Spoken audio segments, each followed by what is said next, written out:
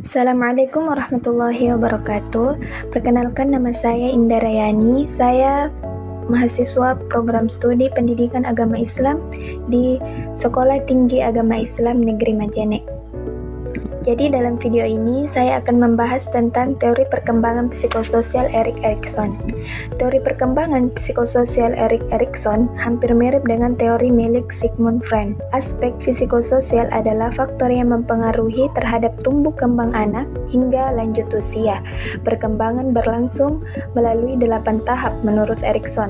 Erikson meyakini bahwa pada setiap jenjang kehidupannya, manusia akan menghadapi konflik yang berpengaruh besar pada karakter dirinya. Konflik ini bisa berpengaruh positif maupun negatif. Erikson membagi tahap-tahap itu berdasarkan kualitas dasar ego pada masing-masing tahap, yaitu pertama, bayi lahir sampai 18 bulan, yaitu fase trust versus mistrust. Tahap pertama ini, teori perkembangan psikososial adalah yang paling penting bagi kehidupan manusia. Pada fase ini, konflik akan berpusat pada kepercayaan melalui pengalaman dengan orang dewasa. Bayi belajar menggantungkan diri dan percaya pada mereka, tetapi mungkin yang lebih penting, ia mempercayai dirinya sendiri. Apabila pengasuh berhasil memberikan makanan, kasih sayang, kehangatan, rasa aman, dan sebagainya, maka akan membentuk karakter seseorang yang bisa percaya kepada orang lain. Sebaliknya, jika bayi tidak dapat mendapatkan pengasuhan yang konsisten, tidak dekat secara emosional, atau merasa terabaikan, maka akan tumbuh menjadi orang yang takut dan tidak percaya pada dunia. Kemudian yang kedua, anak-anak usia 2-3 tahun, yaitu fase autonomi versus SEM atau DAM. Anak-anak harus didorong untuk mengalami situasi-situasi yang menuntut otonomi dalam melakukan pilihan bebas. Rasa mampu mengendalikan diri akan menimbulkan dalam diri anak rasa memiliki kemauan baik dan bangga yang bersifat menetap. Begitupun sebaliknya, rasa kehilangan kontrol diri dapat menyebabkan perasaan malu dan ragu-ragu yang bersifat menetap. Kemudian yang ketiga, usia prasekolah. Usia 3-5 tahun, yaitu fase inisiatif versus kuil.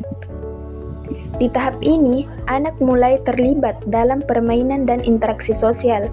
Jika berhasil melewatinya dengan baik, anak akan merasa bisa memimpin orang lain. Sementara bagi yang gagal, akan kerap merasa bersalah, meragukan kemampuan dirinya sendiri, dan jarang berinisiatif. Fase ini adalah fase yang membentuk karakter manusia hingga memiliki tujuan hidup atau purpose. Hasil ini hanya bisa tercapai apabila anak berhasil menyeimbangkan kapan menyampaikan inisiatifnya dan kapan mau bekerja sama dengan orang lain. Kemudian yang keempat, usia sekolah, umur 6-11 tahun, yaitu fase industri versus inferiority. Lewat interaksi sosial, anak mulai merasakan bangga ketika berhasil melakukan sesuatu. Pada usia sekolah ini pula, mereka harus menghadapi tantangan berupa target sosial dan akademis. Kemudian yang kelima, remaja, usia 12-18 tahun, yaitu fase identity versus role confusion, yaitu saat remaja mencari jati diri yang akan berpengaruh pada hidupnya dalam jangka panjang. Remaja yang berhasil akan konsisten dengan dirinya, sementara yang gagal akan merasa bingung tentang jati dirinya. Kemudian yang keenam, itu awal dewasa, umur 19-40 tahun, yaitu fase intimacy versus isolation. Fase ini berkaitan erat dengan hubungan kasih sayang dengan pasangan. Jika berhasil, maka orang bisa membentuk hubungan yang kuat. Begitupun sebaliknya, jika gagal, seseorang justru akan menutup dirinya. Kemudian yang ketujuh, yaitu dewasa, umur 40-65 tahun, yaitu fase generativity versus stagnation. Berada di fase dewasa, seseorang tentu ingin melakukan sesuatu yang membuat dirinya berguna. Jika sukses, maka akan muncul rasa berguna. Tapi sebaliknya, jika gagal, akan merasa keterlibatannya di dunia tidaklah signifikan.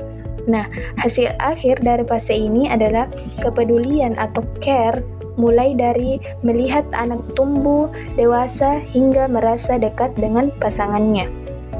Kemudian yang selanjutnya, yang terakhir yaitu kematangan, usia 65 sampai meninggal dunia, yaitu fase integrity versus despair. Inilah pada tahap ini ketika seseorang melakukan refleksi pada apa yang dilakukannya semasa muda. Jika merasa puas dengan pencapaiannya, maka akan muncul rasa cukup. Sebaliknya, jika tidak puas, akan muncul penyesalan hingga rasa putus asa. Nah, hasil akhir dari fase ini adalah kebijaksanaan ataupun wisdom. Orang yang merasa puas terhadap apa yang dilakukannya semasa muda, maka akan siap menghadapi kehidupannya dengan tenang. Nah, sekian pemaparan teori perkembangan psikososial menurut Erik Erikson dari saya. Mohon maaf jika ada kesalahan. Assalamualaikum warahmatullahi wabarakatuh.